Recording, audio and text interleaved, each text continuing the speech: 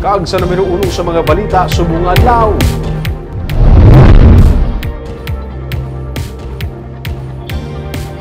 Nursing attendant patay samtang ang pilason sa mabungguan ang auto kag truck sa Cadiz City. Sakay sa auto isa ka pamilya nga magapadulong kuntani sa Bacolod para maglagaw. Yaring report.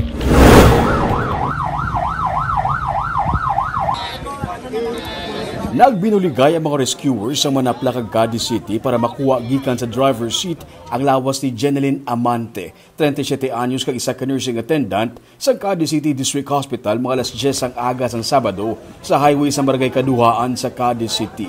Naipit ang ilawas matapos mabunggo ang ginadrive niya nga auto sa pangulihi sang truck. Sa kakusog sang impact, nakakas pati ang mulihi sang truck. Wasak naman ang atubang sang auto.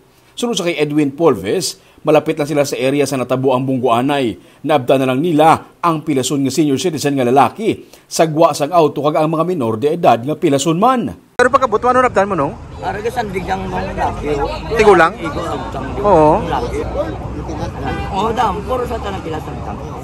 Sunod sa driver sang truck nga si Freddy Marikit, ang auto halin sa Cadiz City proper kag pagwa sa syudad. Sila naman halin sa Victorias kag Cadiz para mag-deliver sa construction materials. Hinali na lang kuno nga nagwa sa iyang lane ng auto, bisan wala man ini sa may gin-overtaken kag nagrekta bunggo sa iyang truck. Naghingagaw pa sa likaw pero nalabot sang auto ang iya pang ulihi. Nagkating di siya sa driol kung ano sa man. Naghingagaw may pigad, ilambot sa kitang bulit namon niya eh. Cutting namin mo nag-cutting siya, nagwa sa piyakalin? Kung nagwa sa piyakalin niya, way man to sa lakyan sa piyako. Wala man siya may gin-overtaken? Naglapaw lang siya sa piyakalin? Kulugan siguro. Ginpang dala sa ospital ang mga nagkalasamaran nga mga biktima nga isa ka senior citizen kag anom ka mga minor de edad nga amay kag mga hinablo sa napatay nga nursing attendant. Si Jeneline naman patay na sa mag-abot sa ospital.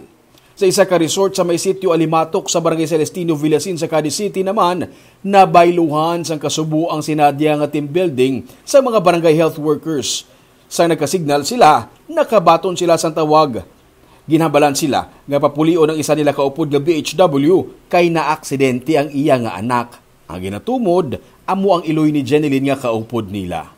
Diyos, why ka kami kabalo sa aga pagaling pamangkot man sa cellphone kung paano bala kung natabo siya bata naman basta na aksidente. Tiway ko diya kapag man sa cellphone kaya akong kontak. Sino na tawag sa imo, ma'am? Ang head niyo sa BHW. Ano lang ang hambal sa inyo? Pabalon ko lang kuno nga na aksidente ang iya bata. Bago man lang din nawag sir nga nagpabalo nga gilayon siya nga nagpanaog kag nagpadulong sa ospital. Wala sa makahibalo nga ang abta niya didto bangkay na lang sang iya nga anak.